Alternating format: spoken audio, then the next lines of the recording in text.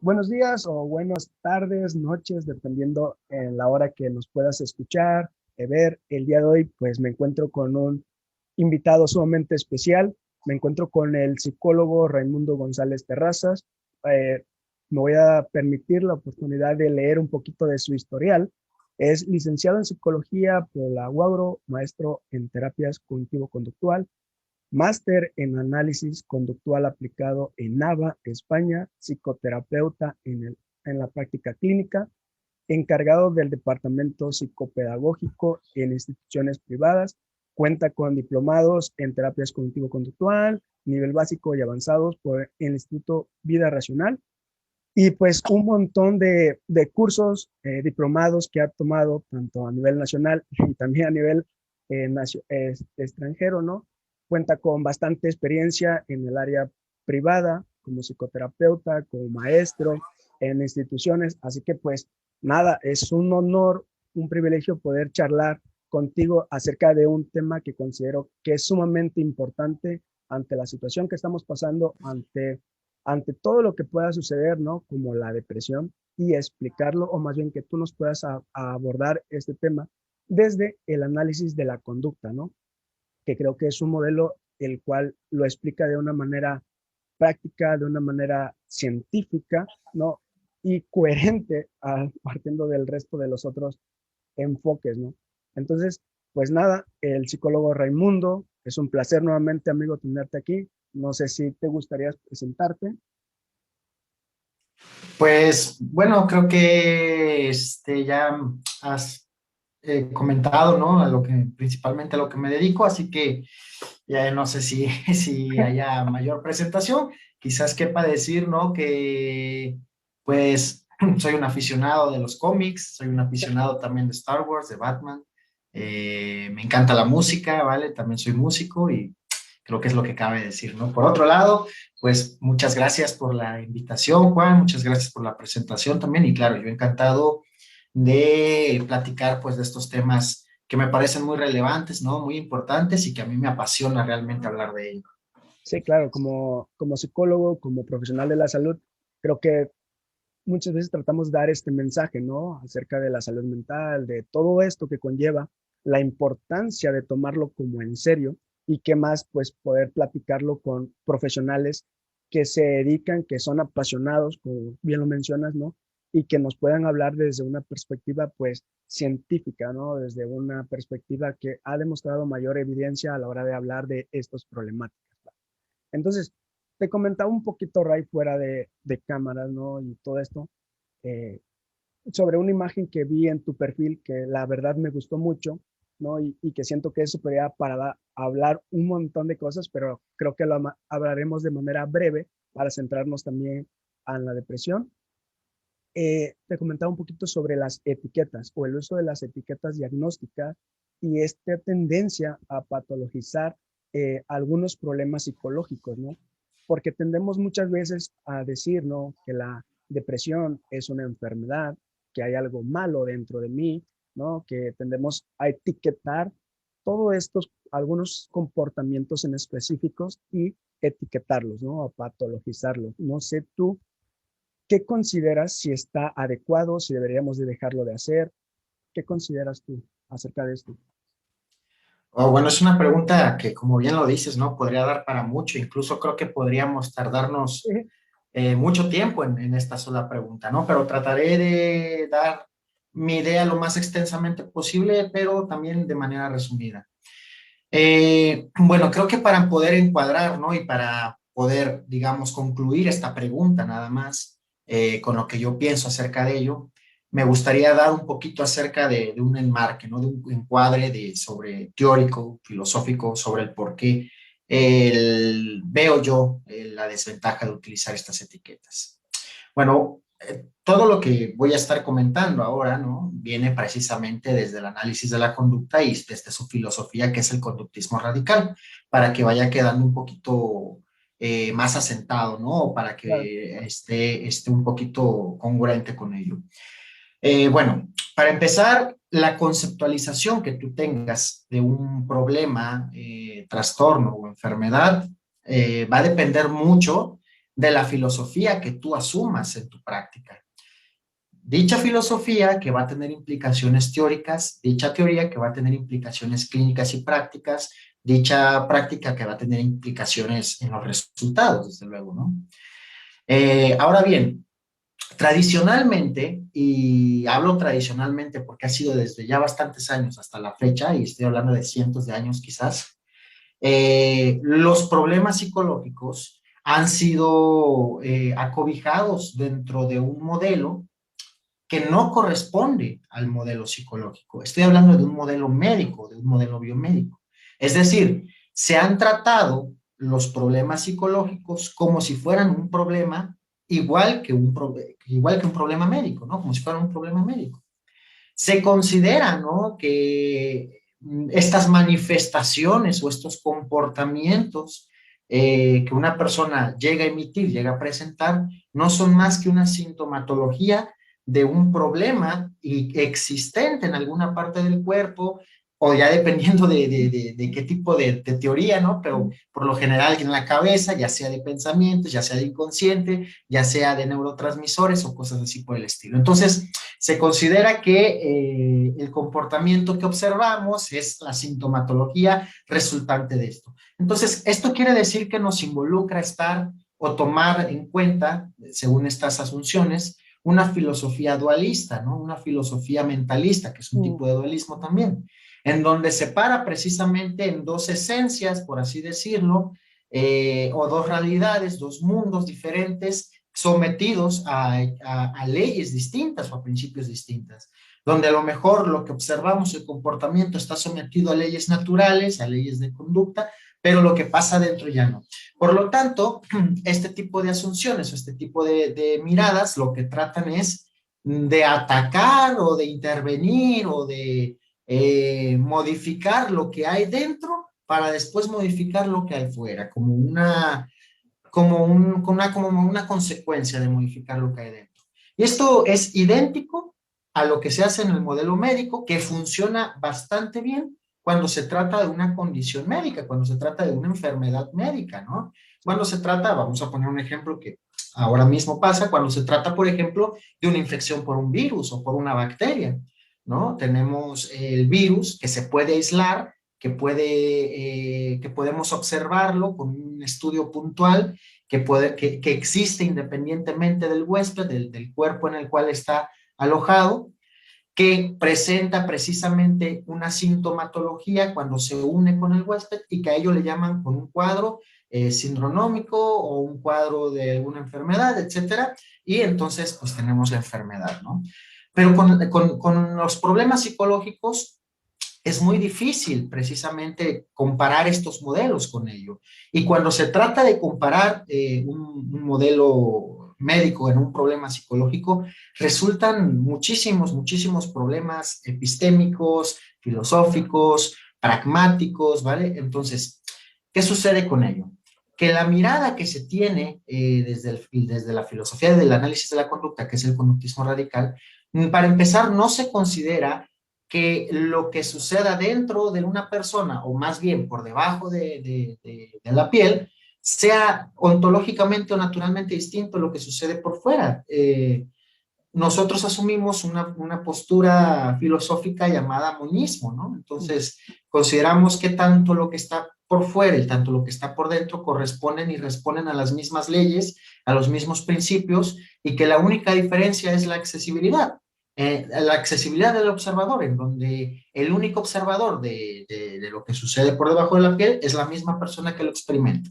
Esto se le ha llamado eventos privados. Bien, entonces, al estar sujetos a los mismos principios, a las mismas leyes, a las mismas explicaciones, tienen pues una misma ontología, ¿no? Una misma naturaleza. Podemos encontrar la causa de todo ello cuando interacciona con el contexto o con el ambiente, ¿no?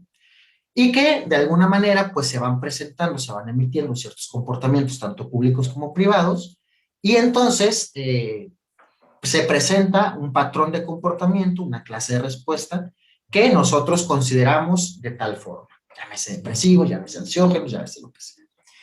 Que este comportamiento lo consideramos, vamos a decir, desviado o anormal, por decirlo de alguna forma, porque se sale de lo esperado, ¿vale? Socialmente quizás, o porque de alguna manera está exacerbado o disminuido también de lo esperado socialmente, o de alguna manera también interrumpe a la misma persona que lo experimenta con sus objetivos a mediano y largo plazo. Por eso se considera problemático.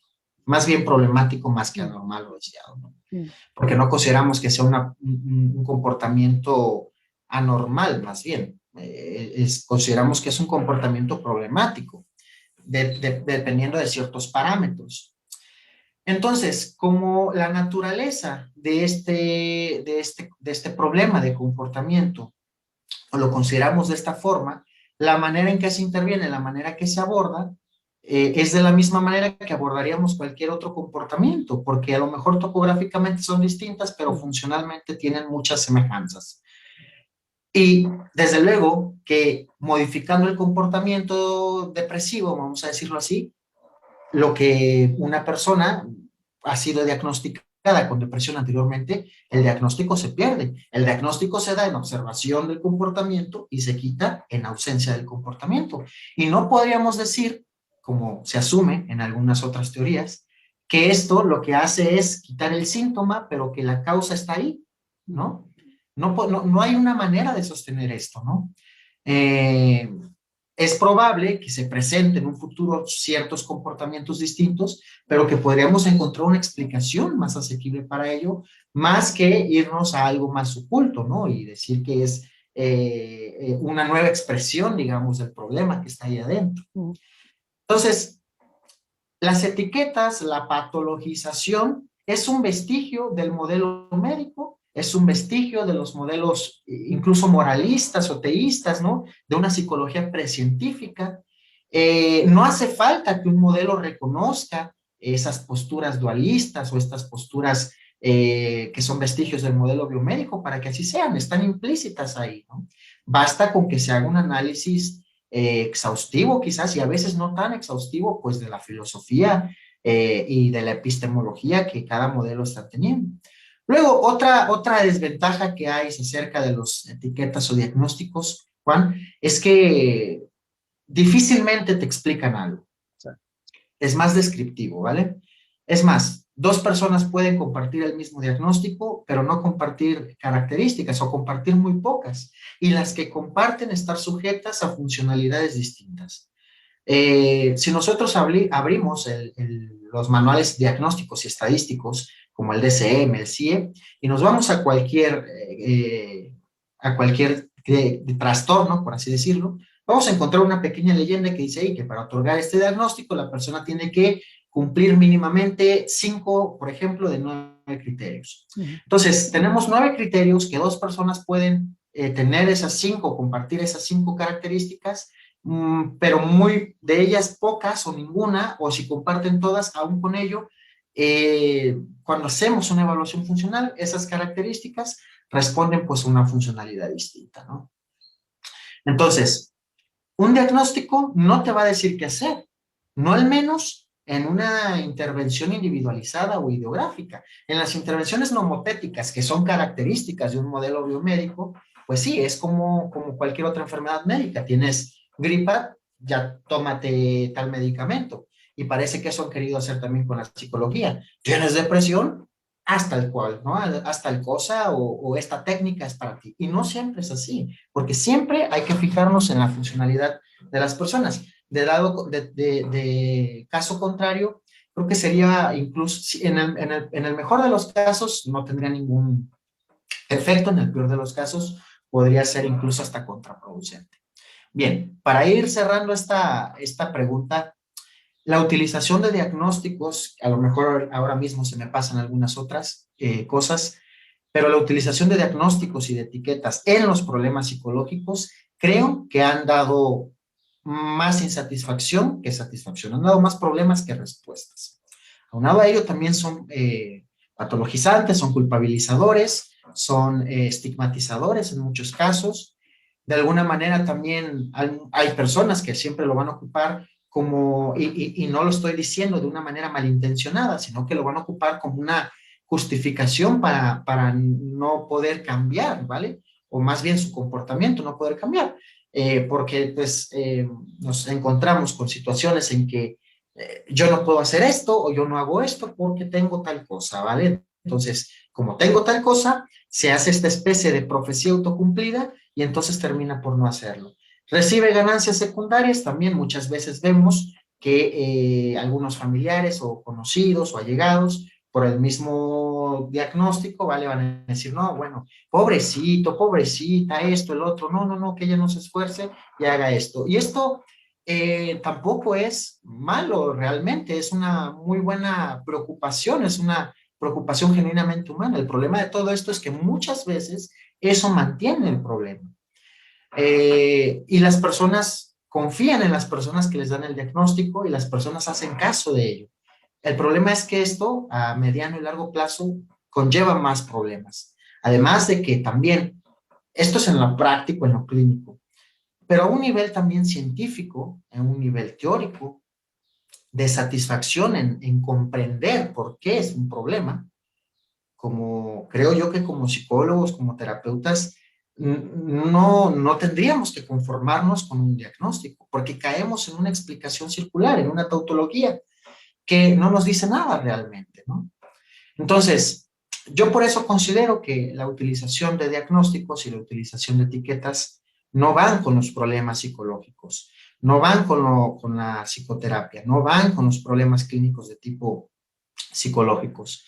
La alternativa a ello que yo siempre propongo es precisamente la evaluación conductual, la evaluación funcional, ideográfica, individualizada, que te va a permitir comprender, te va a permitir conocer la historia de aprendizaje de cada persona y por qué una persona en relación con el ambiente actual se comporta de la manera que se comporta. Aunado a ello, evaluando la funcionalidad del comportamiento, cómo es que este comportamiento se presenta y se mantiene, porque esto precisamente te ayuda a explicar, te ayuda a comprender cuáles son las necesidades de una persona para diseñar una intervención adecuada a sus mismas características y a sus mismas necesidades.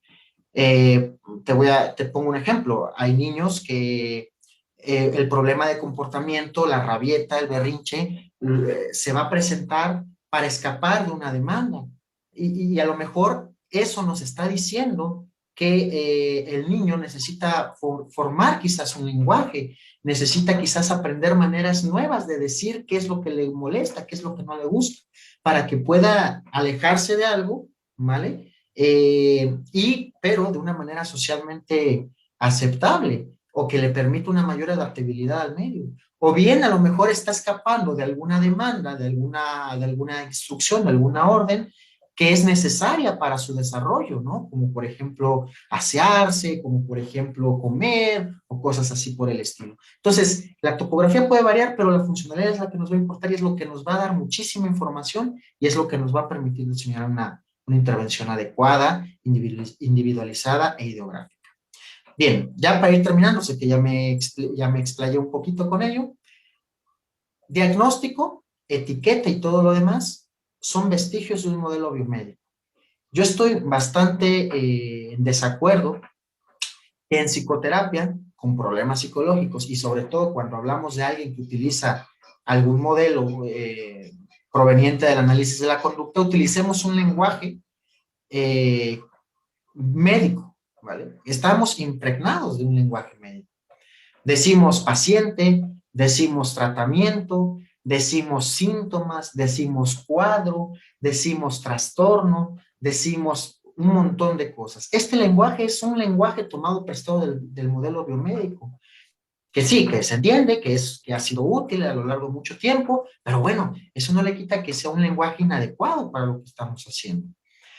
Y de alguna manera, mientras también utilicemos este lenguaje en nuestra práctica, el modelo biomédico siempre va a estar presente, porque hay palabras que por definición involucran, hay palabras que son constructos que por definición involucran cierta filosofía y ciertas asunciones a priori, vaya, ¿vale? Entonces, que de entrada de ahí estamos yéndonos quizás por un camino equivocado. Yo creo que las alternativas, además de la evaluación funcional y la evaluación conductual, es utilizar un lenguaje más adecuado a lo que nosotros estudiamos, a lo que nosotros es nuestro objeto de estudio y que también son nuestros propios objetivos.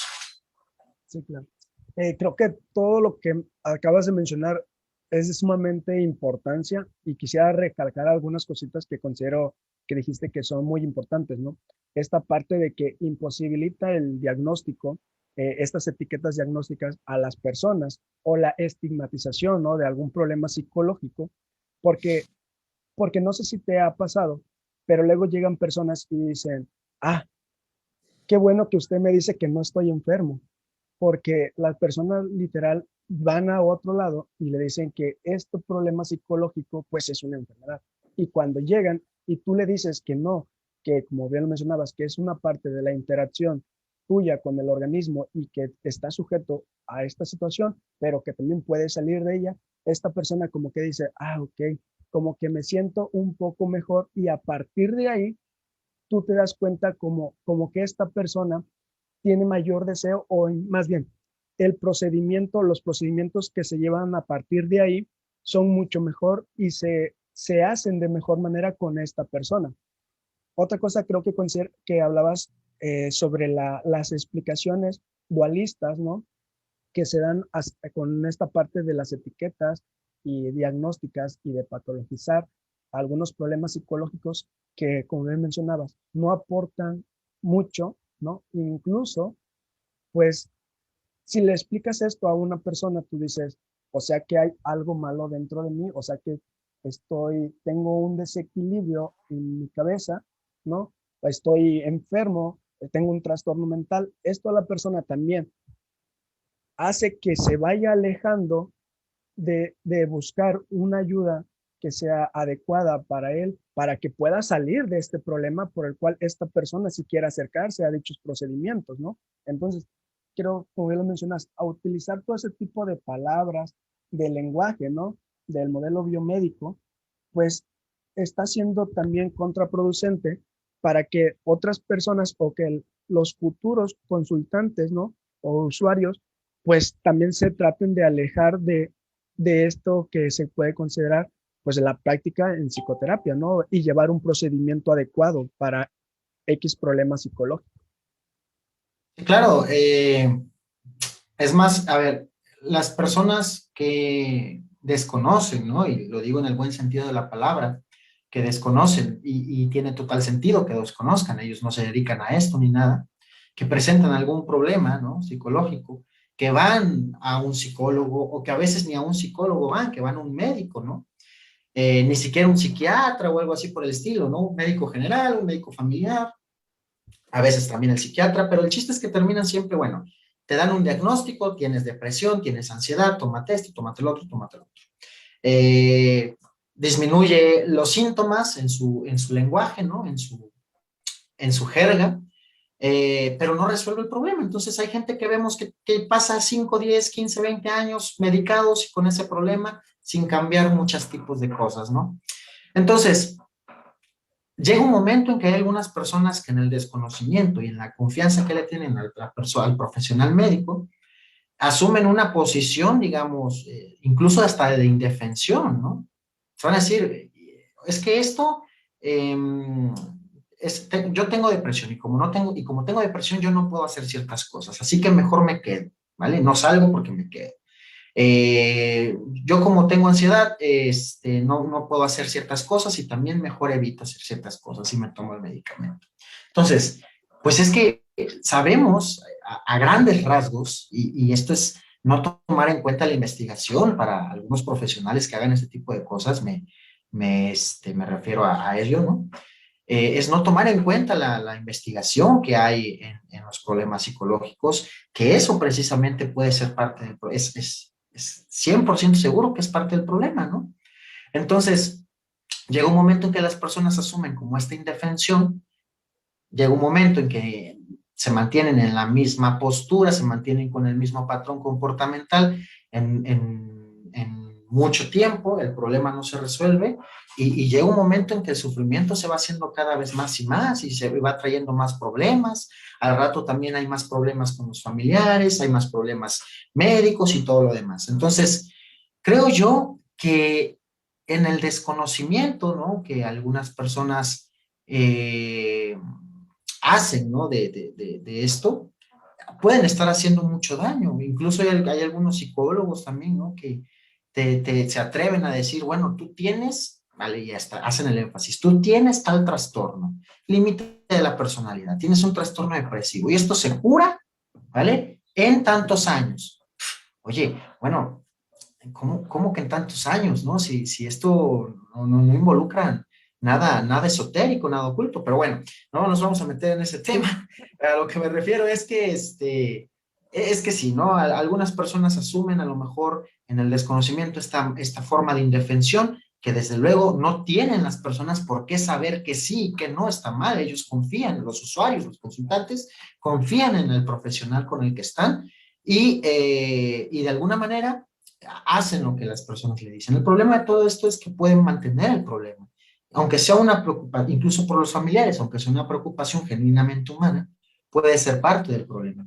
Y es una cuestión que es necesario en muchas ocasiones señalar, resaltar, precisamente para ir cambiando, pues, el problema, ir cambiando el comportamiento de las personas y que le ayuden a cambiar precisamente la calidad de vida en general. Sí, claro.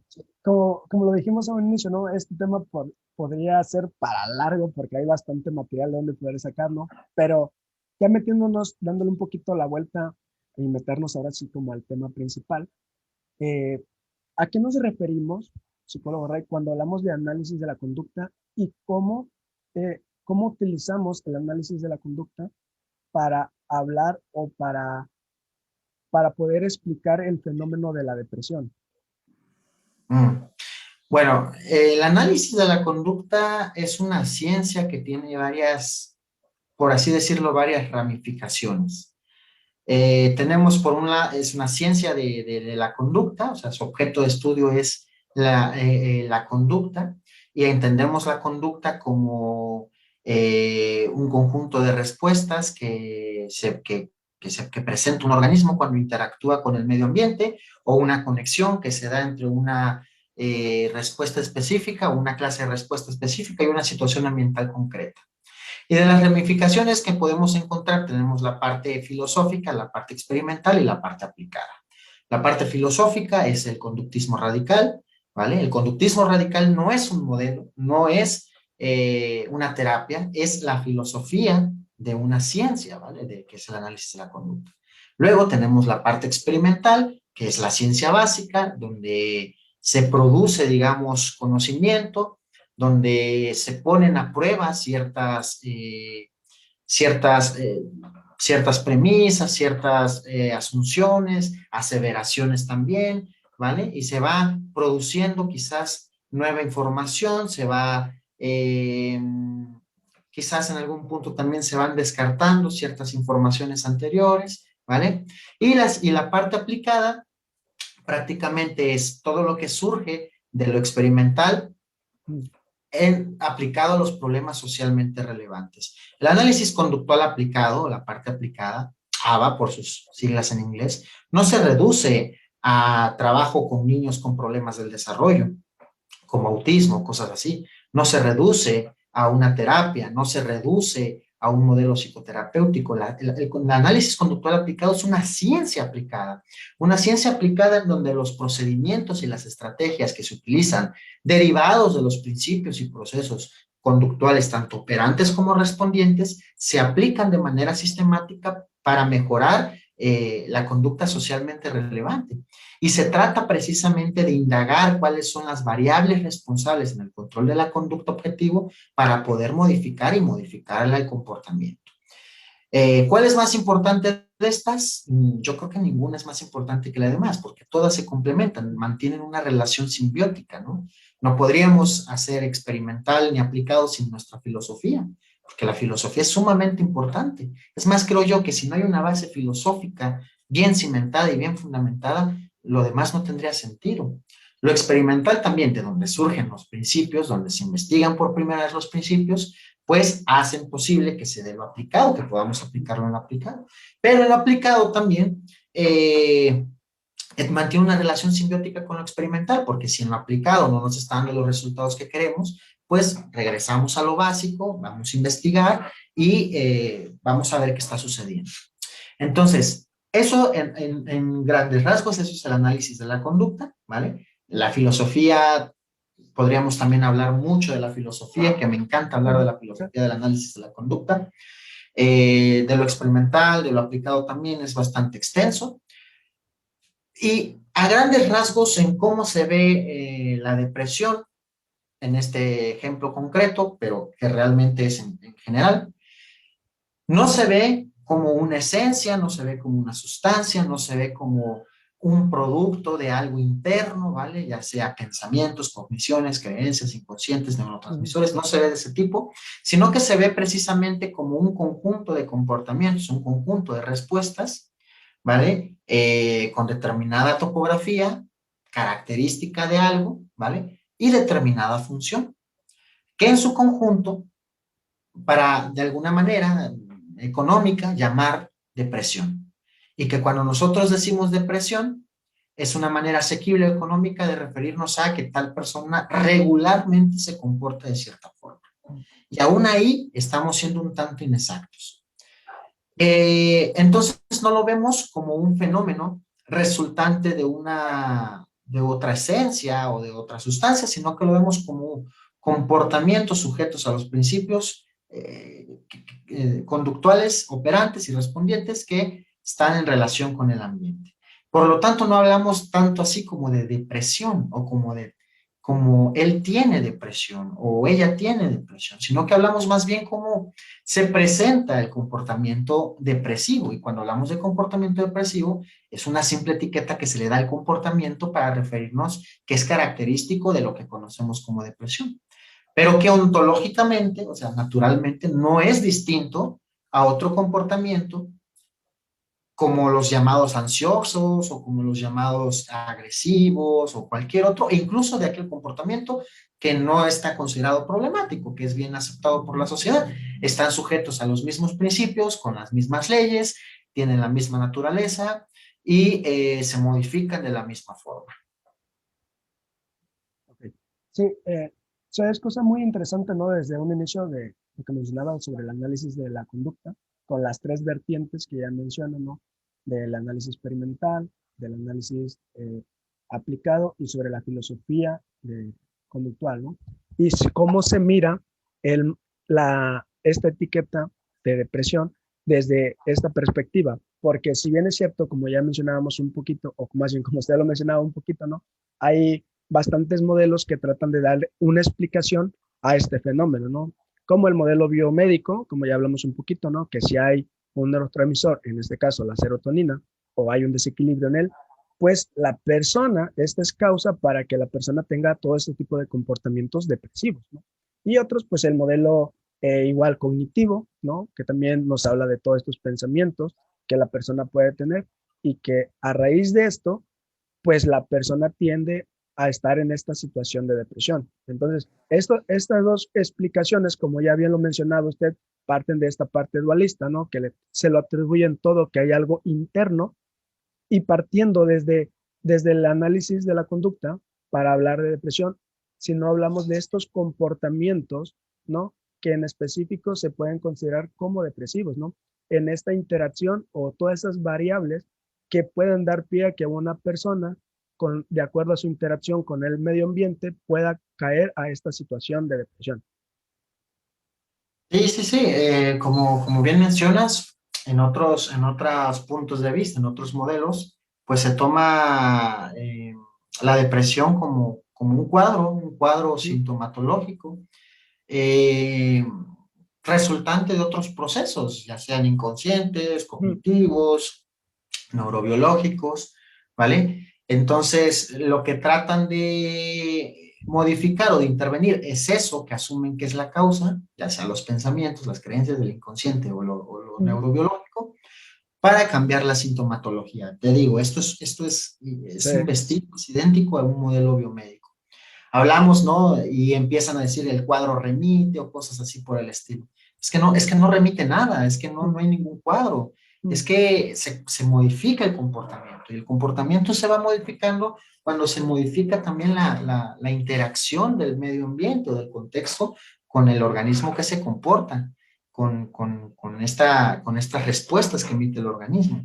Entonces, decíamos, ¿no? Hay un artículo muy buenísimo para que los que quieran checarlo, de Freisa, ¿no? Que se llama ¿Qué es conducta? Y que ahí nos puede más o menos eh, hablar, ¿no? De esto de una manera más profunda, digamos.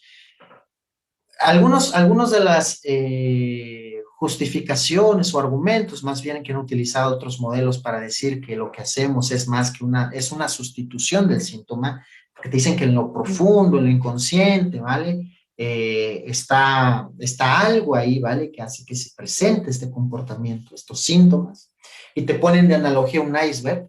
Bueno, pues ese mismo iceberg lo podemos utilizar de analogía para decir la punta del iceberg está hecha del mismo hielo, está hecha del mismo material y está unida precisamente a la parte profunda del iceberg. Y el hecho de que una parte se pueda ver y la otra no se pueda ver no significa que sean de distinta naturaleza, no significa que sean de distinto material, ¿vale? Es eso nada más, que se puede ver una parte y otra no. Y si hay alguna forma en este caso del iceberg, pues de bucear o algo, puedes verla también. Entonces, una persona también puede reportar los eventos privados. mm, A lo que me refiero de todo ello es que un diagnóstico, una etiqueta que lo da cualquier clínico, ¿vale? Lo va a dar en función de los síntomas. Si los síntomas no están, no hay diagnóstico. ¿Por qué si después de un diagnóstico y entonces se modifica esos comportamientos como antes de que estuviera el diagnóstico, ¿por qué seguiría teniendo el diagnóstico? ¿Vale? El diagnóstico se va, que no sirve de nada, se va. ¿Vale? Lo que se trata es precisamente de cambiar el comportamiento dirigido hacia unos objetivos específicos, objetivos que están sujetos a consenso entre el consultante y el terapeuta. ¿Por qué digo entre el consultante y el terapeuta? Bueno, porque si el consultante pone siempre los objetivos son del consultante, desde luego el terapeuta lo impone, pero si el consultante también considera el terapeuta que son algunos objetivos un tanto irreales o no o imposibles, bueno, tienen que estar ahí, digamos, manteniendo una dialéctica, un equilibrio, ¿vale? Y consensuarlos de esta manera. Vamos a suponer, si la persona te dice yo quiero ser feliz toda mi vida y nunca ponerme triste, va a ser un objetivo un tanto irreal, ¿no? Entonces, ese tipo de situaciones son las que tenemos que tomar en cuenta, ¿vale? Y eso, o sea, creo que, creo que incluso cuando hablamos de otros modelos terapéuticos en intervenir en algún problema psicológico, lo que perseguimos, ¿vale? En un sentido muy estricto es modificar el comportamiento. mm, Que otras personas u otros modelos lo expliquen de manera distinta, utilicen herramientas distintas, tengan una teoría distinta, es otra cosa, pero al final lo que intentan hacer es modificar el comportamiento también. ¿Qué es lo que sucede? Bueno, que desde este punto de vista, desde el análisis de la conducta, esos objetivos se han podido lograr con mayores resultados y de una forma más eficiente, más simple, y con una teoría que no es tan problemática. sí, sobre todo lo último, ¿no? No es tan problemática y da una explicación de manera causal de los fenómenos que pueda, las variables disposicionales o las variables antecedentes que proceden a estos comportamientos y las variables consecuentes que puedan estar manteniendo todo este tipo de comportamientos depresivos, ¿no? Pasando Tal un cual. poquito a la siguiente pregunta que me gustaría realizarles es, entonces, obviamente no se trata de generalizar, ya hablamos de esto, ¿no? De que se trata de hacer una evaluación ideográfica, ¿no? De individual de cada individuo acerca de cada problemática, pero ¿cuáles entonces podrían ser todas las variables que pueda hacer que una persona pueda entrar a esta situación de depresión? Bueno, es una muy buena pregunta. Variables en el sentido de topografías hay muchísimas. Muchas. Por lo general, todo aquello que tiene que ver con algo que tenga un impacto, digamos, negativo, ¿vale? Una persona puede Ujú, llevar Cuando hablamos funcionalmente, que creo que es una mejor manera de entenderlo, las teorías pioneras desde el análisis de la conducta, del origen de una conducta depresiva, del origen más no del mantenimiento, ujú, se viene precisamente a causa de una pérdida de la mayoría de fuentes estables de reforzamiento positivo de los comportamientos saludables o normativos de una persona, ¿vale? Entonces estamos hablando que aquella situación que involucre precisamente que una respuesta o una clase de respuesta saludable se deje de reforzar, por ley, por principio, sabemos que se tiende a extinguir. Entonces, ¿de qué manera se pueden perder estas fuentes? Bueno, con una pérdida, una pérdida de un ser querido, una jubilación, ¿vale? Un despido, enviudar, dejar de ver a una persona, a un familiar querido por la distancia, que los hijos se vayan de la casa, que te asciendan ujú, a un trabajo y en el ambiente donde te desenvolvías, donde era un ambiente que reforzaba varios comportamientos, se cambia, pasar quizás de un ambiente, de una ciudad a otra, una ciudad donde a lo mejor no se emiten comportamientos sociales o de autocuidado porque no se refuerzan. No necesariamente cuando hablamos de pérdida de reforzadores, no necesariamente está involucrado con un evento negativo, por así decirlo, ¿no? ujú. Si quisiéramos evaluarlo de alguna forma, como por ejemplo la pérdida de un ser querido, un duelo o algo así. No necesariamente está relacionado con ello, que se puede dar, claro, pero también tiene que ver con algunas situaciones que pueden parecer beneficiosas, ya te digo, un ascenso, cambiar de una ciudad, cambiar de trabajo, cambiar de escuela o cosas así por el estilo, ¿no? Y que puede estar relacionada con ello también. Ahora bien, esa es, digamos, como que la principal eh, causa asociada, ¿vale? A la presentación Ujú, del comportamiento depresivo. Pero también hay otros modelos conductuales provenientes del análisis de la conducta que te explican también por qué una persona puede entrar en este comportamiento depresivo, puede empezar a emitir este comportamiento depresivo, que es también por medio de estimulación aversiva o estimulación punitiva, lo que podría llevar a un aprendizaje de castigo, es decir, que disminuye ciertos comportamientos, ¿no? Sabemos que el castigo disminuye comportamientos y si un castigo es aplicado o es contingente a respuestas saludables o normativas o que no son depresivas, pues pueden disminuir precisamente estos comportamientos. Vamos a ver, por ejemplo, una persona que ha sido expuesta en repetidas ocasiones a violencia familiar, violencia de género, que también, digamos, es víctima de bullying o este tipo de cosas, pues castigaría quizás muchos comportamientos, ¿no? En el caso del bullying, castigaría a lo mejor comportamientos de tipo social, comportamientos de satisfacer algunas necesidades, ¿vale? De asistir a la escuela incluso, ¿no? Por el mismo bullying. En el caso de la violencia familiar, por ejemplo, ¿no? Vamos a decir, si un integrante de la familia que está siendo violentado por hacer cosas que para él, que para esa misma persona resultan satisfactorias, ¿vale? Algún hobby, algún deporte, hacer algo concretamente, cocinar algo, qué sé yo, y por ello recibe algún tipo de violencia, no necesariamente golpes, desde luego, algún tipo de violencia puede castigar esos comportamientos, ¿no? Entonces, al castigar estos comportamientos, la frecuencia de todos ellos irían disminuyendo a tal grado que se irían dejando de presentar. Y por lo mismo de la experiencia de que ha habido una estimulación aversiva, un castigo a determinados comportamientos, ante determinadas señales, estos comportamientos dejan de emitirse. Es decir, ante unos estímulos delta, ¿no? Porque la persona ha aprendido que cuando hace algo en presencia de tales cosas o en presencia de tales personas, este comportamiento es castigado, por lo tanto, escapa o evita, ¿vale? Y entonces, este comportamiento de evitación, bueno, ya sabemos que se mantiene por reforzamiento negativo, pero para que se empiece a evitar por reforzamiento negativo, tiene que haber una experiencia como de este tipo para que empiece a evitarla. No se empieza a evitar nada más porque sí, ¿vale? Tiene que haber una experiencia en algún punto de la vida, ¿no? Una experiencia ya sea de cualquier tipo, ¿vale? Que esté relacionado con ello y que haga que la persona posteriormente vaya emitiendo estos comportamientos de evitación, de escape y que se mantienen por lo regular de manera automática.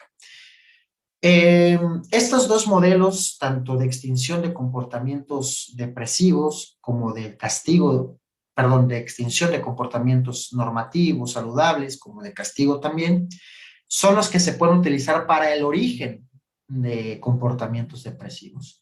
Ahora, eso es el origen, falta cómo se mantienen.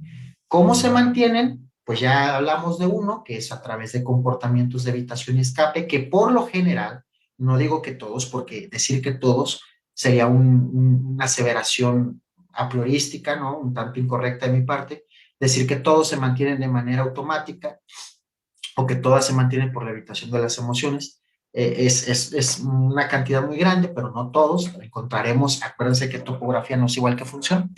Entonces, y también podemos encontrar que hay comportamientos depresivos que se van a mantener por reforzamiento positivo. Es decir, comportamientos, por ejemplo, pasivos, de estar todo el día en la cama, de estar, por ejemplo, solamente en el sillón, viendo televisión, viendo el celular, viendo las redes sociales, de no pararse, por ejemplo, a comer incluso, o no pararse, por ejemplo, para asear el cuarto, puede estar reforzado con lo que en algunas personas conocen como ganancias secundarias, ¿no? Vamos a decirlo, ya decíamos en un principio que de una manera bien intencionada, una preocupación genuinamente humana, un familiar dice, bueno, pobre, la está pasando mal, voy a tratar de ayudarle de alguna forma, y como sé que la está pasando mal, voy a ayudarle, pues llevándole quizás la comida a la cama, aseando el cuarto por él, haciendo cosas por él o ella, ¿no? Entonces, este tipo de que se conocen como ganancias secundarias probablemente estén relacionadas también con el mantenimiento de algún tipo de comportamiento depresivo. Las cosas que se pueden hacer para este tipo de casos es, ok, si un familiar quiere echarle la mano, quiere ayudar a una persona que está pasando por una situación de este tipo, se puede, claro que sí se puede, pero tampoco se trata de hacer las cosas por él, es más involucrarse en la actividad, ¿vale? Decir, oye, ¿quieres comer? ¿Qué quieres comer? Yo te lo preparo, pero me vas a ayudar a prepararlo, ¿vale? Vente, involúcrate con ello. Estamos activando a la persona, estamos haciendo que entre en contacto contingentemente con consecuencias que pueden ser reforzantes, que esto lo vemos a posteriori, desde luego. ¿Quieres que se arregle tu cuarto? Vente, lo vamos a arreglar entre los dos. Vamos empezando por una parte, ¿vale? De manera gradual, ¿sí? Y así sucesivamente. Entonces, ¿por qué hay que tomar en cuenta tanto estas formas en las que se puede llegar, digamos, al origen del comportamiento depresivo y la manera en que se mantiene? Es muy importante porque conocemos, al menos que desde el análisis de la conducta, un comportamiento, una topografía de respuesta más bien, puede estar sujeta, dependiendo de en qué situación y frente a qué situaciones se encuentre, puede estar manteniendo distintas funciones. Entonces, decir a priori que siempre es comportamiento de escape, de evitación, ¿no? O esto que se ha puesto un tanto de moda de la evitación experiencial, creo yo, un error a priorístico, ¿vale? Entonces, tenemos que tomar en cuenta que puede haber distintas funcionalidades en el comportamiento, que incluso una misma topografía de respuesta puede tener distintas funcionalidades según en la situación o frente a entre los antecedentes que se encuentre. Y de esta manera creo yo que podríamos abarcar de una manera un poco más exhaustiva esta evaluación que nos permitiría diseñar intervenciones o saber qué hacer en determinado momento.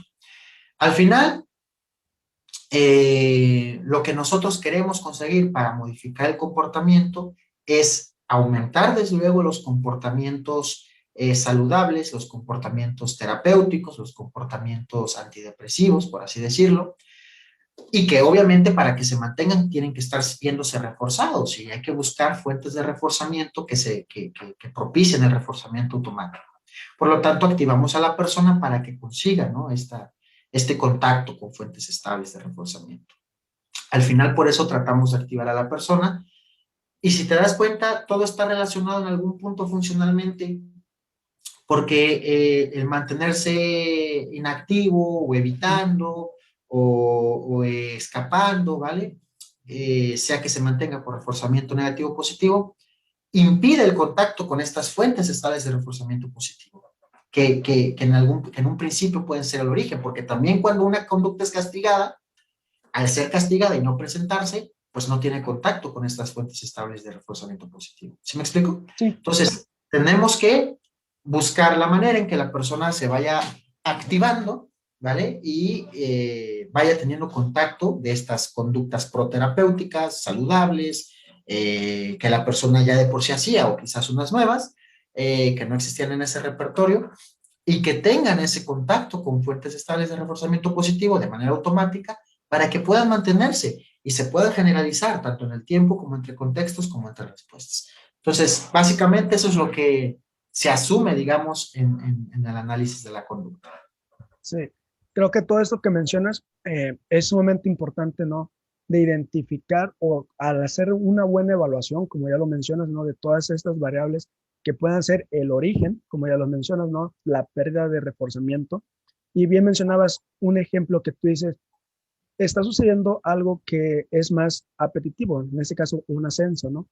Pero si evaluamos de manera adecuada, a lo mejor podemos observar que sí está ascendiendo, pero que está perdiendo también otras fuentes de reforzamiento. Por ejemplo, la interacción que puede tener con sus compañeros donde actualmente tenía, pues ya no la va a tener en el otro posición en la cual ahora está, ¿no? Y también mencionabas un poquito sobre estos también cómo se mantienen, ¿no?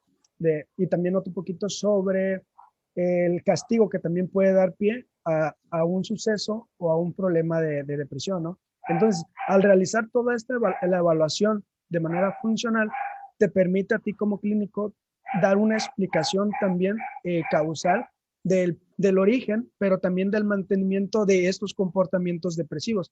Y creo que es una herramienta como clínicos sumamente importante que debemos utilizar sí o sí.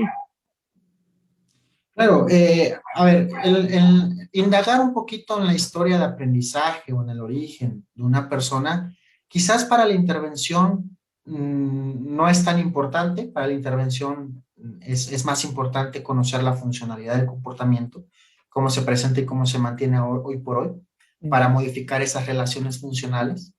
Pero indagar en la historia de aprendizaje, donde podemos indagar en el origen, nos puede ser útil para varias cosas. Una, para comprender, ¿no? Para comprender por qué una persona se comporta como se comporta.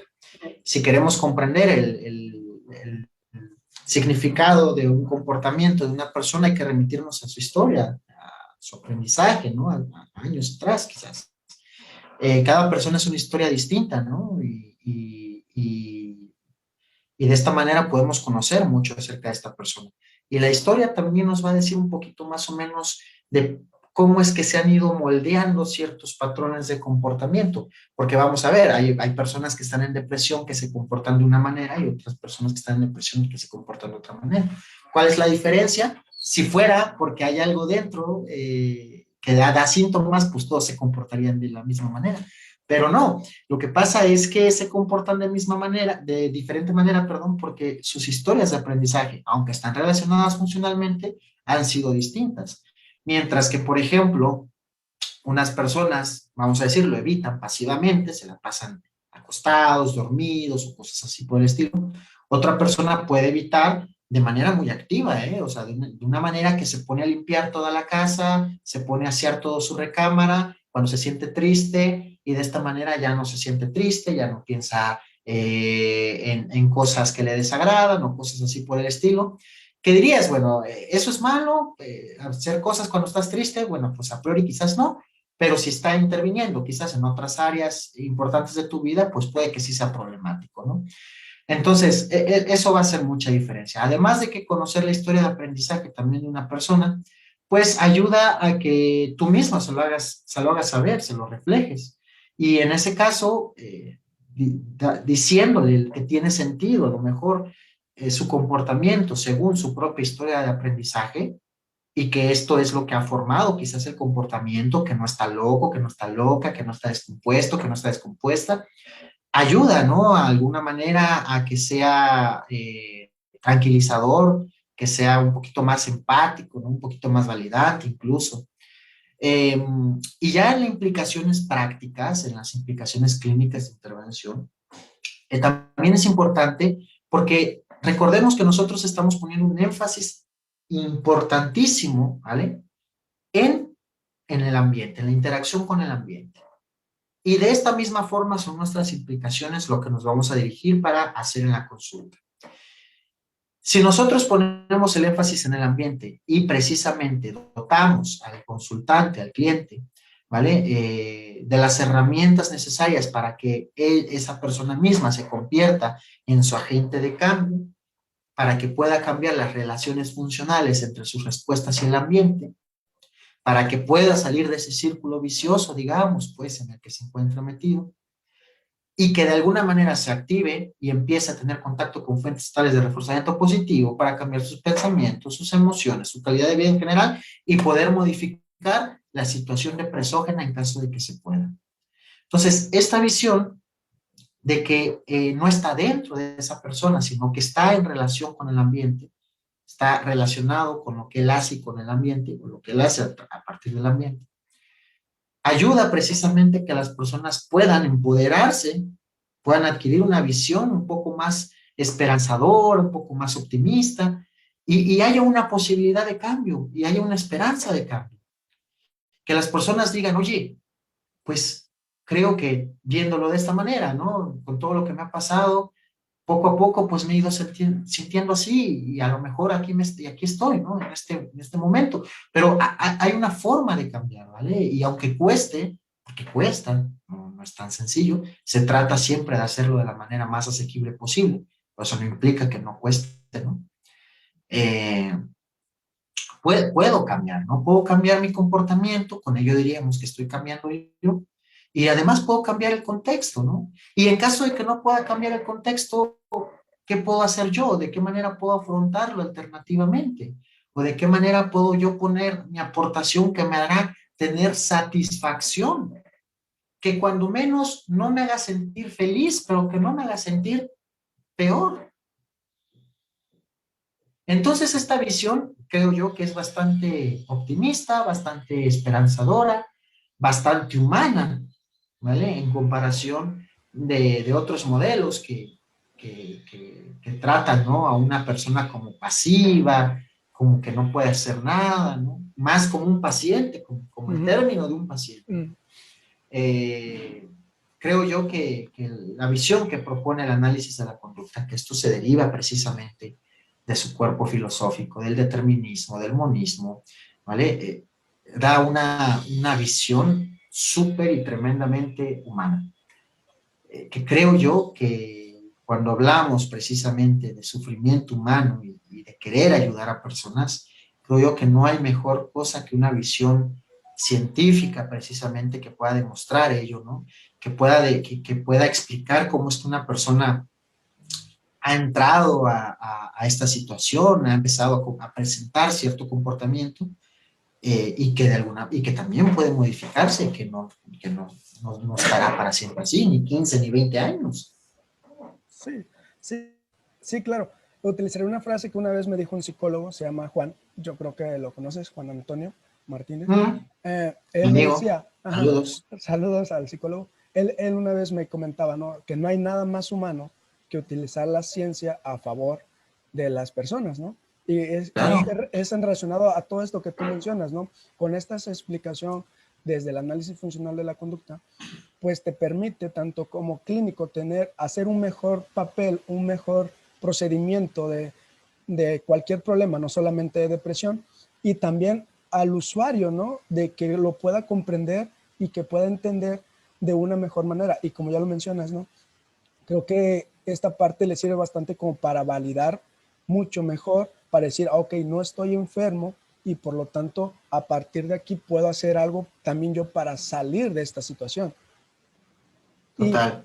pasando un poquito, hay otras, creo que es como que te lo dicen mucho también, es esta parte de la herencia, de la genética. ¿Qué tanto influye esta parte de la herencia o de la genética a los problemas de depresión? Bueno, mira, yo no me considero la mejor persona para hablar de ese tema, que no soy un experto en genética, pero sí he leído algunos estudios acerca de que han tratado de buscar algunos marcadores biológicos, ¿no? O algunos aspectos genéticos en la aparición de la depresión. Sin embargo, aunque yo no soy un experto, sí puedo tener una opinión con base en la misma ciencia que yo estudio, que es el análisis de la conducta, ¿no? Bueno, la genética, los marcadores biológicos, sigue siendo un modelo médico, ¿vale? Un modelo biomédico. Que vamos a encontrar que en muchas enfermedades hay marcadores biológicos, hay herencia genética, hablemos de diabetes, hablemos de hipertensión, hablemos de un montón de otro tipo de condiciones médicas. Pero es que regresamos a lo mismo. La depresión no es una condición médica. La depresión no es una sustancia, no es una esencia que esté dentro de la persona o que nazca una persona con esa tendencia a la depresión. La depresión es un conjunto de comportamientos, que la depresión es una etiqueta que hace referencia a un conjunto de comportamientos que económicamente sirve para decir, tal persona se comporta regularmente de tal forma, pero que no nos termina de explicar que dos personas pueden comportarse de manera distinta y teniendo el mismo diagnóstico, que el diagnóstico no nos explica la causa, que el diagnóstico no nos explica también cómo intervenir. Entonces, hablar de que hay marcadores biológicos con los que tú naces, con los que unas personas nacen, que después hay un evento que lo dispara en un modelo diátesis-tensión o diátesis-estrés, que es típico del modelo biomédico, como en la diabetes, por ejemplo. En la diabetes hay marcadores biológicos, hay herencia biológica, que se activan ante determinadas situaciones, llámese algún evento muy estresante o un estilo de vida, digamos, también no tan saludable, ¿no? Están aplicando el mismo modelo a la depresión, ¿vale? Y entonces creo yo que por ahí estamos empezando mal, porque la depresión no está en ningún lado, no está aquí, no está acá, no está en ningún lado. La depresión es comportamiento y el comportamiento es una propiedad relacional que no está ni en la persona ni en el ambiente, que existe, que se presenta hasta que interaccionan los dos elementos, ¿vale? El ambiente y el organismo que se comporta y resulta el comportamiento, resulta la respuesta y resulta el comportamiento en general, porque la respuesta no es igual al comportamiento, el comportamiento es la suma de la respuesta interactuando con el ambiente, ¿vale? Entonces, para mí no tiene mucho sentido esto. O sea, es como decir, bueno, hay marcadores biológicos de tal personalidad, hay marcadores biológicos de la ansiedad, hay marcadores biológicos, para todo están queriendo encontrar marcadores biológicos. Claro que si la evidencia con el tiempo y nos dicen que es indiscutible esto, adelante, pero hasta donde yo sé, la evidencia no es tan fuerte como para poder afirmar esto. Además de que epistemológicamente es insostenible, porque ya digo, la depresión no es una esencia, no es una bacteria, no es un virus, no es una esencia, no es una enfermedad, es comportamiento. El comportamiento no está en ningún lado. Es como si quisiéramos decir, vamos a encontrar los marcadores biológicos de jugar videojuegos. O sea, no tiene mucho sentido eso, ¿no? No tiene mucho sentido. Las cosas que han buscado con los marcadores biológicos son precisamente, o o genéticamente aquellas cuestiones que relacionan más con los neurotransmisores involucrados o que han sido relacionados con, con, con lo que conocemos como depresión, con la serotonina, la acetilcolina, la dopamina, la noradrenalina. Entonces, tampoco esto significa que esto sea la causa de la depresión, sino que se toma como un correlato. Las personas en cada momento están de alguna manera funcionando con neurotransmisores, no nada más cuando estamos en depresión. Ahora mismo que yo estoy viendo una pantalla y que te estoy viendo a ti, que estoy platicando conmigo, están funcionando neurotransmisores en el encéfalo, en el sistema nervioso central, ¿vale? Si hay alguna forma de que ahorita se dieran cuenta, de seguro lo van a ver. No es muy distinto a cuando esté una persona en depresión, a cuando esté una persona jugando videojuegos, a cuando esté una persona viendo la televisión incluso. Habrá actividad de los neurotransmisores. Entonces, la cuestión de los marcadores genéticos, los marcadores biológicos, la genética en la depresión, no tiene mucha evidencia hasta el día de hoy. No hay la evidencia suficiente para poder afirmar ello. Ha habido investigadores que han tenido ciertos resultados y no podría decir que esos resultados son, digamos, desechables, aunque bueno, no conozco qué metodología, que eso sí, hay que tener cuidado. En muchos artículos empíricos hay que ver cuál es la metodología, cuál es todo ello, para ver también los resultados. Hay muchas veces que se cometen ese tipo de errores, pero también, o sea, epistemológicamente es insostenible. O sea, si nosotros afirmamos, quiero recalcar esto, si nosotros afirmamos que hay marcadores biológicos de la depresión o genéticos de la depresión, es afirmar que la depresión es una sustancia, es una cosa o es una enfermedad, como lo es, por ejemplo, un virus, una bacteria o algo así, y que está dentro de la persona y que en algún momento se puede despertar o activar, por así decirlo. Y eso es insostenible epistémicamente. Y de esto hay evidencia aplastante. O sea, de esto sí hay evidencia aplastante de que no es así, ¿vale? Es lo mismo como han querido hacer con la personalidad. O sea, la personalidad es una etiqueta también. Personalidad tipo A, personalidad tipo B, trastornos de personalidad, es una etiqueta, ¿vale? Y la depresión, como la personalidad, no es lo que explica el comportamiento, es lo que hay que explicar, porque una persona cuando se comporta más bien de una forma específica, decimos que él tiene una personalidad de X tipo, o decimos que esta persona tiene depresión. Si nosotros decimos que se comporta por la depresión o por la personalidad, ¿y por qué tiene esta personalidad? Porque se comporta, es una tautología, un argumento circular. Tenemos que explicar por qué al comportamiento que una cierta persona presenta le llamamos tal forma y por qué se está presentando. O sea, hay que explicar la personalidad y la depresión, no al revés. Entonces, creo yo que cuando se asume este tipo de visión del comportamiento, nos puede dar mucho más respuestas satisfactorias y no tan solo eso, que esas mismas respuestas nos pueden llevar a pensar, ¿vale? Y actuar en función, digamos, a los objetivos, que si es un problema, modificarlo, o simplemente a comprender por qué una persona se comporta como se comporta. Sí. Ya lo digo yo, el fenómeno psicológico no es comparable con un fenómeno médico.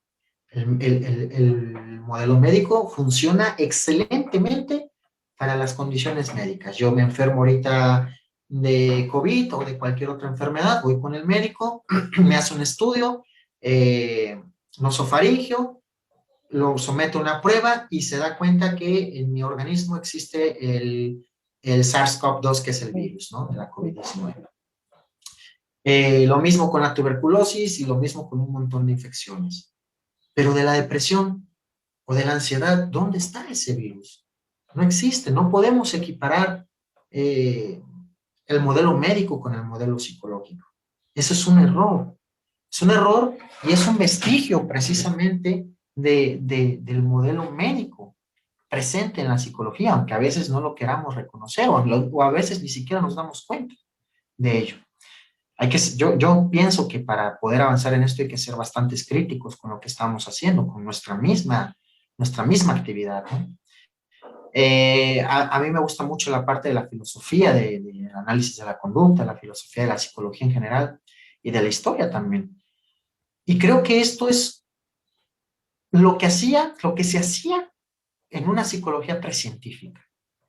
Simplemente que en vez de atribuírselo a neurotransmisores, por ejemplo, se le atribuía a una posición demoníaca, se le atribuía a una posición teísta, ¿no? De una deidad. O cosas así por el estilo. O sea, o por ejemplo, hace muchos años, cuando empezaban, ¿no?, a hacer el comportamiento tildado de anormal como objeto de la medicina, que le atribuían a los humores galénicos, ¿no? A la bilis, a la sangre, a todo este tipo de cosas, ¿no? Entonces, me parece yo que ese no es el camino, ¿vale? Y cuando empecemos a dejar ese camino, creo que la psicología puede dar pasos más largos, más grandes todavía. Sí. ¿Cuánto puede pasar para eso? No lo sé, pero me gustaría que pasara pronto. Sí, no, yo creo que muchos de los profesionales quisiéramos que hubiera como una unificación en la psicología, ¿no? Y no de cualquier psicología, ¿no? Hablamos del análisis de la conducta. Pero bueno, menciona esto que es, creo que es sumamente importante, ¿no? De que no hay evidencia suficiente que avale esto de que la depresión puede ser también causa parte de la genética o de esta parte de herencia, ¿no? Porque muchas veces también se trata de dar una explicación desde ahí, desde ese punto. Pero como ya bien lo mencionas, no hay evidencia suficiente aún que demuestre que es así, ¿no? Hay un proceso o hay un aprendizaje que se pueda dar de manera vicaria, creo, ¿no? Ante esta sesión, para darle un poquito de, de una explicación a esto, Sí. que nuestra familia vemos de manera vicaria que hay una persona que con esta situación y que obtiene reforzamiento positivo, ganancia secundaria, como ya lo mencionaba todo ese rato, de, ok, no hagas esto, yo lo hago por ti, ok, no vayas, no sé, a comprar, yo voy, ok, yo tiendo o hago tu cama, ok, yo hago tu cuarto. Y esta persona observa que este comportamiento que esta persona le puede traer consecuencias también que son agradables, ¿no? Dice, pues bueno, a lo mejor si yo me comporto de esta manera, pueda que también obtenga estas mismas consecuencias. Entonces, creo que de esta manera darle una explicación por medio del aprendizaje vicario podría ser una explicación también, ¿no? Sí, eso, por ejemplo, ¿no? Para los casos que decían, bueno, es que esta persona se comporta de tal forma, bueno, no dicen se comporta, tiene tal cosa, pero su papá o su mamá o sus abuelos tenían también esto, ¿no? Seguro lo heredó. Sí, puede ser una explicación, ¿no? El aprendizaje vicario, o por observación o por imitación. Y también el mismo ambiente, ¿no? Vamos a decir, si es una familia, digamos, que tiene una forma de interactuar específica, ¿no? Pues va a ir moldeando comportamientos muy parecidos a los a los que tienen los mayores, los cuidadores de un niño. Entonces, vamos a ver, si un niño, por ejemplo, o una niña que nace en una familia, por poner un ejemplo, ¿no?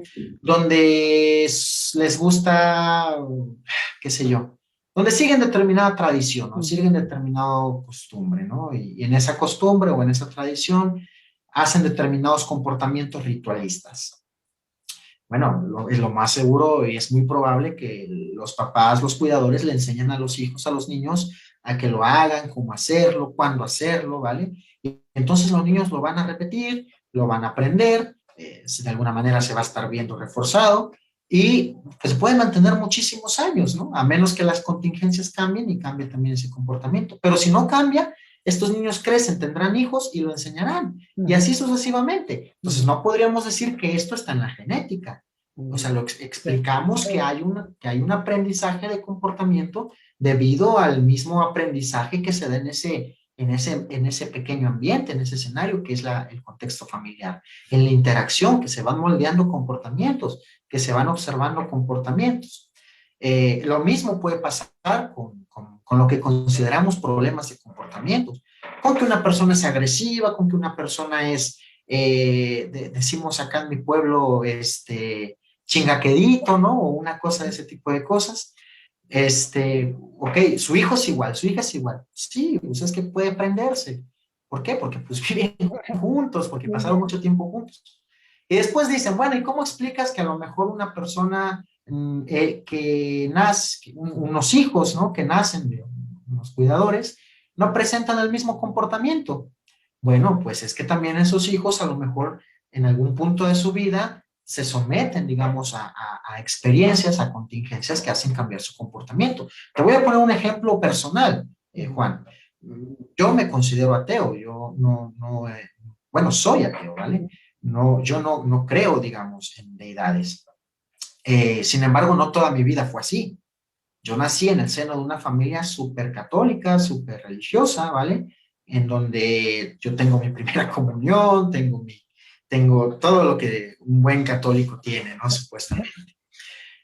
Ahora mismo yo no hago nada de eso, no creo nada de eso, ¿vale? Y dirán, bueno, oye, pero tú, ¿por qué no crees? ¿Qué pasó? Si toda tu familia es así. Bueno, yo la explicación que le puedo encontrar es que debido a con las cosas que en mi experiencia personal, a las contingencias que yo he estado expuesto, han ido cambiando mi comportamiento privado, digamos, a mi forma de pensar, ¿vale? Lo cual pues ha hecho que cambie, ¿no? Y si los demás miembros de mi familia no están expuestos a este tipo de contingencias, ellos seguirán, ¿no? En ese mismo patrón de comportamiento, que está bien. A lo que me refiero es que es un ejemplo para ver cómo una persona no necesariamente siempre tiene que ser igual que su familia, si está, digamos, expuesto a las contingencias necesarias para cambiar el comportamiento. Si el comportamiento no cambia es porque las contingencias no cambian. Sí, sí, creo que eso que mencionamos no es como para generalizar, pero sí se podría hacer como una posible explicación, ¿no? Y dejar un poquito de lado esta parte de la genética, de cómo se pueden aprender en el ambiente algunos comportamientos, llamémoslos depresivos, ¿no? Y cómo se pueden mantener y Claro. todo esto. Ya para ir concluyendo, Juan, quería agregar algo ahí sí, sí, que se me estaba pasando. ok. Mucho de esto de los marcadores biológicos o genéticos en la depresión también tienen que ver mucho con la tesis, ¿no? De la depresión endógena o exógena. Durante mucho tiempo se creía o se pensaba que había dos causas de la depresión. Una que era endógena, es decir, que venía endo de adentro, gena de génesis, endógena, que venía desde dentro de la persona, que se podía deber precisamente, una de las principales causas asociadas a esta tesis era la neurobiológica o psiquiátrica, médica, de la hipótesis de los neurotransmisores. Y se proponía que había también otra exógena, otra causa exógena, ¿vale? Por fuera, de exo por fuera, en donde las situaciones ambientales o experiencias de la vida podían llevarte a la depresión. Entonces esto mucho tiempo fue así como, oye a ver, cuéntame, ¿no? ¿Qué tienes? No, bueno, pues vengo por esto, por el otro, por el otro. Ah, bueno, es depresión. Pero cuéntame, ¿te pasó algo recientemente? No. Ah, entonces es endógena. Pero es que esto es un error también, porque el hecho de que no ocurra una situación específica con la cual relacionarlo, no significa que a lo largo de varios años estén pasando contingencias continuas que vayan moldeando un comportamiento depresivo, ¿vale? Pero ya lo digo, esto tiene que ver pues desde la mirada que lo veas. Si tú lo ves desde, vamos a decirlo, desde el modelo médico, a lo mejor el moldeamiento no tiene cabida en tu modelo, ¿no? Por ejemplo. Sí, sí. Pero además de la insostenibilidad epistémica y teórica y filosófica, también ya no existe evidencia actual que respalde la tesis de la depresión endógena o exógena.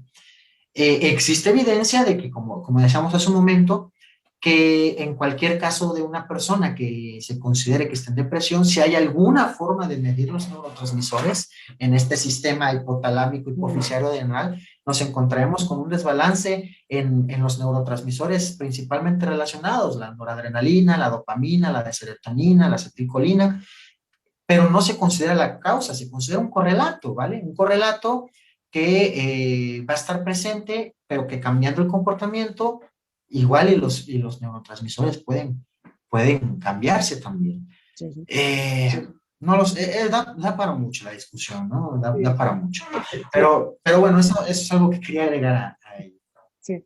Creo que lo que mencionas, ¿no? Que estos temas se podrían alargar bastantes, ¿no? Porque creo que hay de bastante material que se puede explicar, que se puede exponer aquí, ¿no? Pero pues tratamos de hacerlo de manera lo más congruente, la manera más rápida, ¿no? También por el tiempo, por tus ocupaciones, ¿no? Que podemos tener. Pero te mencionaba ya como para ir cerrando ya lo último, ¿no? Hay bastantes, desde la parte del modelo biomédico que se llama tratamientos, ¿no? Pero también hay otros procedimientos psicológicos que muestran eficacia, evidencia, ¿no? Entonces, la pregunta es en función, ¿cuáles son estos procedimientos que se pueden utilizar para a la hora de abordar los problemas de depresión? Es una pregunta muy interesante que también puede dar para mucho. Sí, Trataré de ser lo más breve. Mira, si nosotros nos vamos al listado 12 de la APA, de la división 12 de la APA, que es la que se encarga de recopilar toda esta evidencia de los modelos, ¿no? Para ver qué modelo tiene evidencia sobre qué problemática o sobre qué diagnóstico. Nos vamos a encontrar que depresión precisamente ha sido uno de los problemas más estudiados y de los que se han dado cuenta que también son más susceptibles a cualquier tipo de intervención, ¿sí? Estamos hablando que para la depresión hay cuando menos 9 tratamientos o 9 intervenciones con evidencia, no todos con el mismo nivel de evidencia.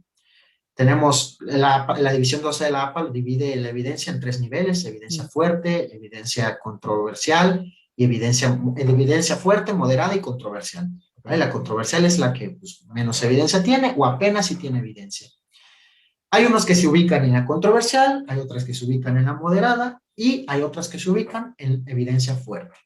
Los únicos 2 modelos que tienen evidencia fuerte en el abordaje de la depresión es activación conductual y la terapia cognitiva de Beck. Ahora bien, la terapia cognitiva de Beck y activación conductual son 2 modelos sumamente distintos en la teoría y en la filosofía, en lo conceptual, pero que son muy parecidos en lo tecnológico. Es decir, tienen una topografía parecida, simplemente que se explica tanto el cambio como el origen de manera muy distinta. Ahora, esto lleva precisamente a una cuestión bastante importante y bastante interesante, que uno podría hacer, ¿no? Podríamos pensar, si todas estas terapias, o nada más si las reducimos a la terapia cognitiva y la activación conductual, que son muy distintos en teoría y en filosofía, pero tienen el mismo nivel de evidencia, significa que la depresión se puede deber a las 2 causas, a las 2 teorías, o significa que son igual de válidas y que con esto podríamos incluir a los demás modelos terapéuticos. Para mí no, porque hay teorías que son insostenibles epistémicamente. ¿Cuál es aquí lo que hace falta ver para poder resolver esta cuestión? Que todos, absolutamente todos esos modelos que están ahí en ese listado, se ha dicho o se ha llegado a la conclusión que son eficaces tras estudios de eficacia. Es decir, tras estudios que corroboran si es eficaz o no. Pero que esto no es lo mismo a saber por qué son eficaces. ¿Me explico? Es decir, nosotros podemos tener un montón de procedimientos diferentes, con explicaciones distintas, y que todas funcionen. Y no significa que todas funcionen por lo que dicen que funcionan. Quizás hay elementos en común que hacen que realmente funcionen. Pero esto no lo dan los estudios de eficacia. De hecho, un estudio de eficacia te puede decir que algo funciona por lo que tú quieras que funcione. De verdad. O sea, tú inventas una terapia que es eficaz, que haces un estudio y resulta eficaz. Y si alguien te pregunta por qué es eficaz, tú dices lo que quieres y por eso es eficaz, porque es eficaz. Pero también una terapia puede resultar ineficaz por lo que tú quieras que sea ineficaz. ¿Me explico? Esta es la desventaja de los estudios de resultados. ¿Que son importantes? Claro que sí, pero no da hasta ahí la investigación. Para ello, los estudios de procesos han hecho precisamente, han hecho un buen trabajo para dar explicaciones de por qué las terapias funcionan. Pero para ello primero tendríamos que dejar claro que es un proceso, ¿no? Porque existen, cada quien desde una teoría distinta podría entender algo distinto por proceso. Pero bueno, los que se han hecho hasta ahora son procesos psicológicos, procesos, y cuando hablamos de psicológicos hablamos de conductuales. Entonces, ¿de qué se trata? Se trata de poner bajo la lupa un modelo terapéutico, ¿vale? Ver cuáles son los componentes de este modelo terapéutico, ver también cuáles de las herramientas, cómo el terapeuta utiliza las herramientas de dicho modelo sobre el comportamiento, ¿vale? De la persona que está consultando, y qué función tiene, qué efecto tiene, si lo que estás haciendo castiga comportamientos saludables o castiga comportamientos depresivos en este caso, si lo que estás haciendo refuerza comportamientos saludables o refuerza comportamientos depresivos. Y teniendo en cuenta este estudio de procesos, nos da más una visión de por qué algo funciona como funciona, ¿vale? Y nos da la oportunidad de poder estudiarlo, de poder conocer las variables que hacen que funcione un modelo, de esta forma para poder conocer las variables, para poder manipularlas, potencializarlas y aumentar la eficacia y la eficiencia. Y también para poder entrenar a terapeutas noveles en la manipulación de estas variables y que puedan también convertirse en terapeutas expertos en menor tiempo. Y otra cosa que voy a mencionar, si te das cuenta, en todos los trabajos empíricos de resultados de los modelos terapéuticos, casi todos nos viene una leyenda, algo así como significancia clínica en el 60-70% de los sujetos a los cuales se les aplicó determinado modelo resultó eficaz. Esto nos hace pensar que es un buen inicio, pero se necesita mayor investigación y todo lo demás. ¿Por qué? Porque ha resultado eficaz en un 60 o 70%. Pero ¿qué pasa con el 40 o 30% restante que no ha sido eficaz? ¿Por qué no ha sido eficaz? Una de las posibles hipótesis, que esta es una hipótesis que yo hago, que obviamente haría falta estudiar empíricamente, pero que tiene sentido, es que como son intervenciones nomotéticas, es decir, que hacen un protocolo para aplicarlo a 200, 300 personas, no evalúan de manera individual a cada persona y con ello su comportamiento y la funcionalidad de su comportamiento. Por lo tanto, la intervención que yo haga sin tomar en cuenta la funcionalidad individual de cada persona resultará para aquellas personas que compartan un comportamiento y que compartan determinada funcionalidad. Mientras que aquellos que dicha topografía no comparte esa funcionalidad, lo que yo estoy haciendo, mi intervención, como persigue cierta función, aquella no la toma en cuenta. No funciona, porque haz de cuenta, si yo estoy haciendo una intervención para todos aquellos cuyo comportamiento se mantiene por reforzamiento negativo, por decir algo, funciona. Pero para aquellas personas cuyo comportamiento se mantiene por reforzamiento positivo, no está funcionando porque mi intervención no va dirigido a ello. ¿Me explico? Entonces, ese 30 o 40%, quizás esas son esas personas por las cuales no resulta eficaz. El problema es que para este tipo de estudios no se pueden hacer evaluaciones individualizadas. Se necesitan hacer intervenciones con grupos experimentales, grupos control, grupos en lista de espera, y para ello necesitan una población enorme. Entonces, es problemático esto también, si te das cuenta. Es lo mejor que tenemos hasta ahorita, pero es también problemático. Entonces, yo creo que debe de haber un equilibrio entre los estudios de procesos, los estudios de resultados.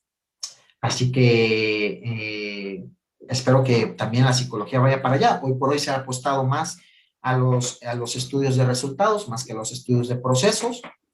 Y parece que cada vez que sale un estudio de resultados se vuelve una verdad incuestionable, lo cual yo estoy en desacuerdo con ello.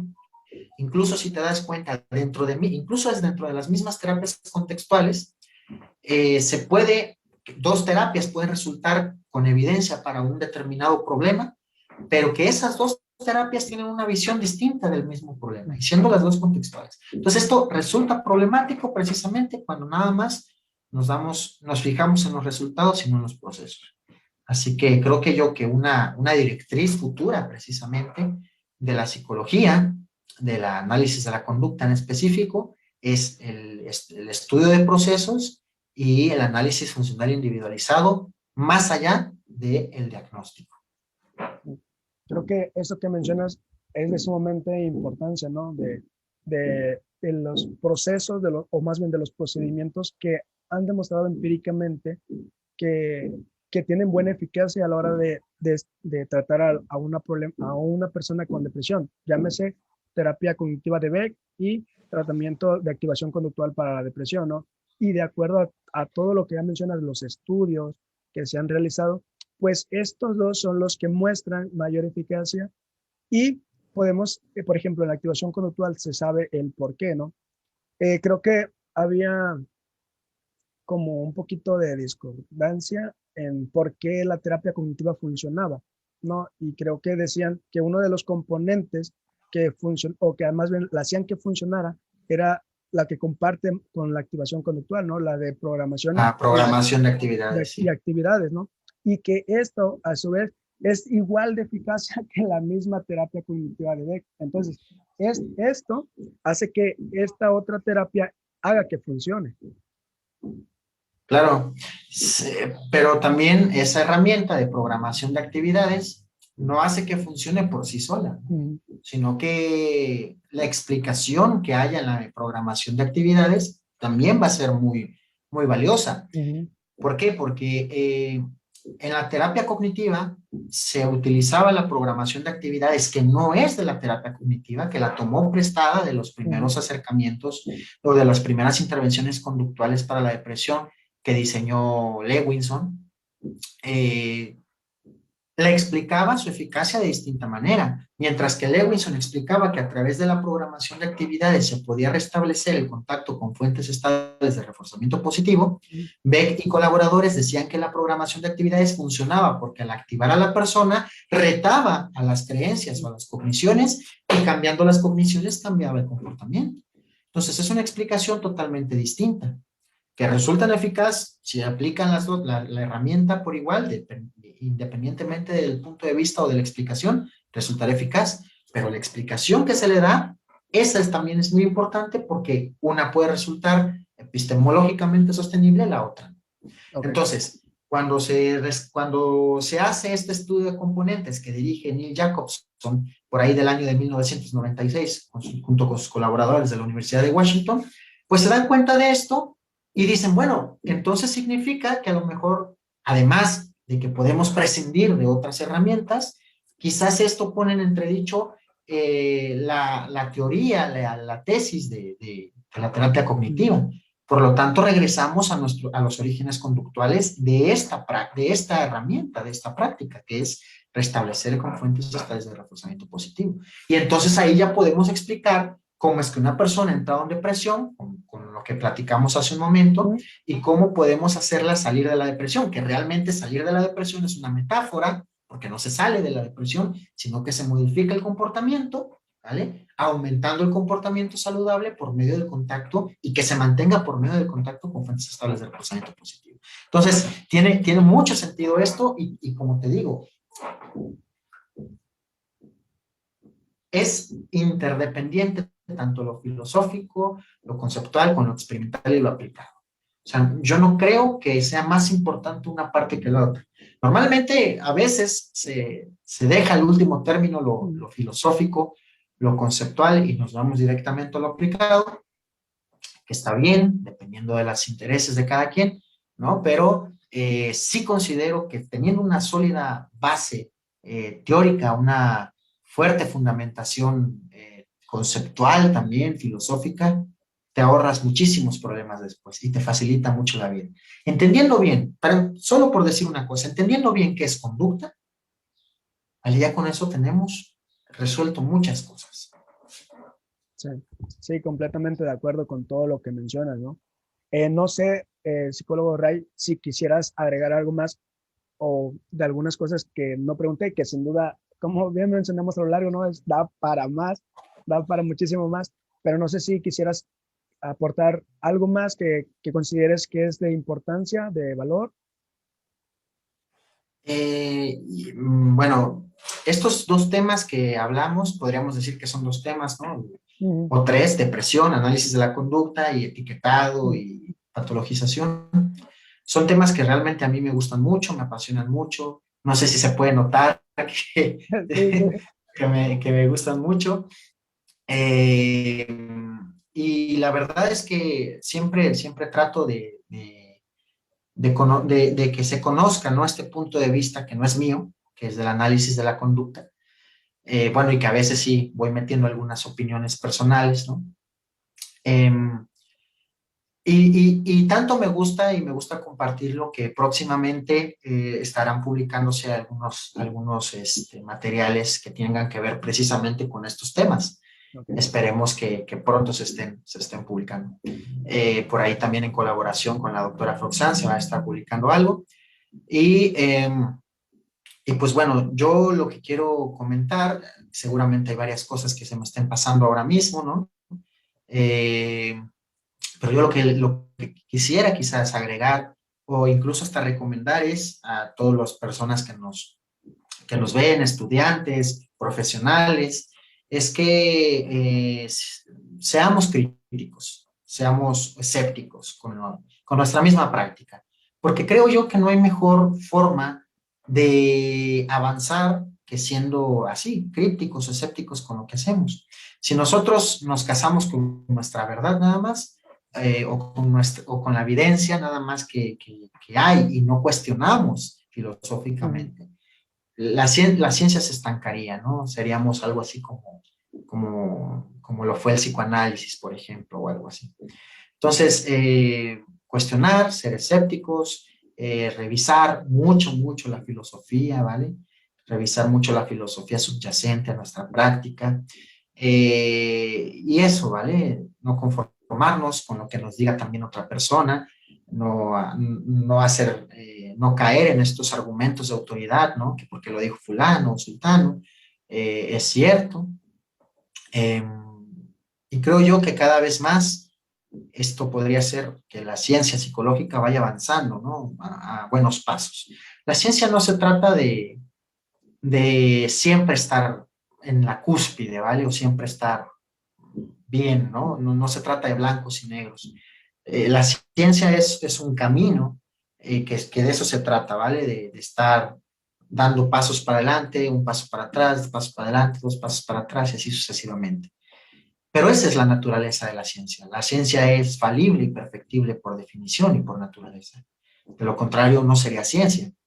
Entonces, yo estoy muy de acuerdo en lo que comentaste que decía el colega también, Juan Antonio, y creo yo que poner la ciencia a disposición, conocimiento científico más bien, o el comportamiento científico para más precisos, para más exactos, al servicio de las problemáticas en general y en específico psicológicas, creo que es la mejor opción que tenemos y creo que es el mejor acercamiento humano que podemos hacer. Más allá de lo que quizás individualmente cada quien, y me incluyo, podamos creer, ¿vale? Entonces, creo yo que es una muy buena forma de acercarnos a ello.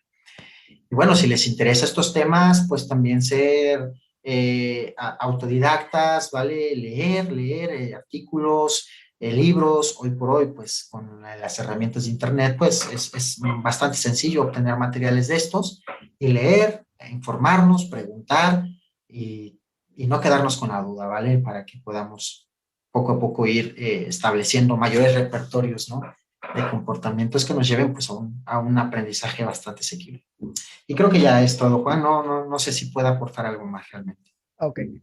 Creo que esto que mencionas, esto último, quisiera remarcar algo, ¿no? Creo que cada vez hay más personas que están dispuestas a hablar de estas cosas que tanto les apasionan, ¿no? Del análisis de la conducta, del análisis funcional de la conducta, hablar de ciertos tipos de procedimientos, hablar de algún problema psicológico desde esta perspectiva.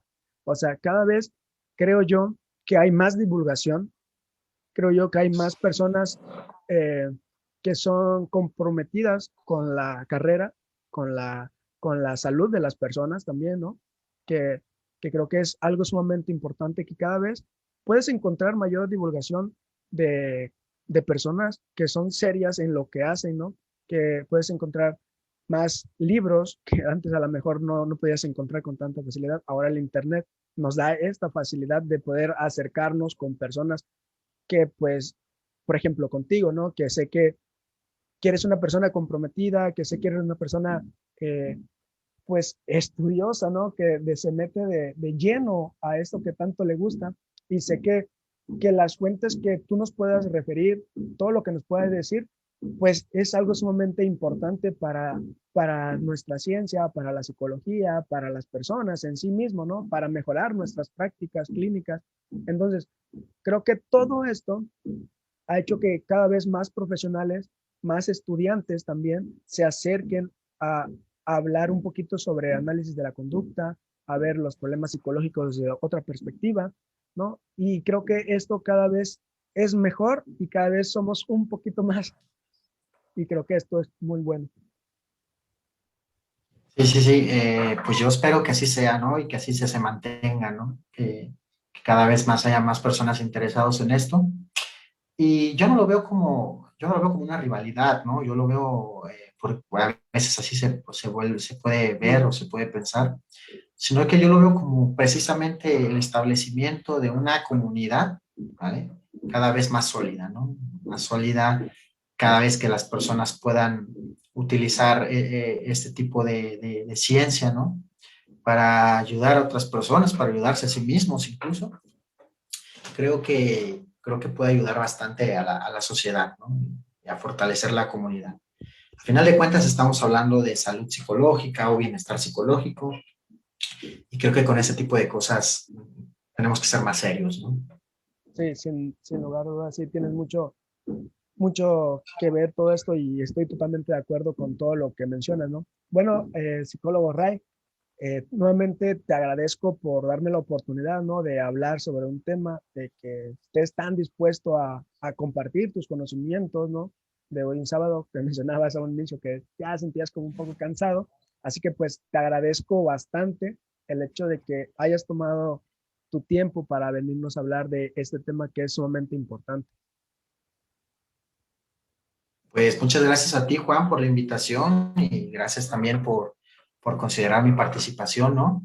Y pues también gracias a todos los que nos estén viendo ahora mismo, ¿no? O cuando nos estén viendo, Bueno, estén viendo porque no este, está grabada. cuando nos estén viendo y pues y nada, ¿no? Ojalá que esto pueda ser útil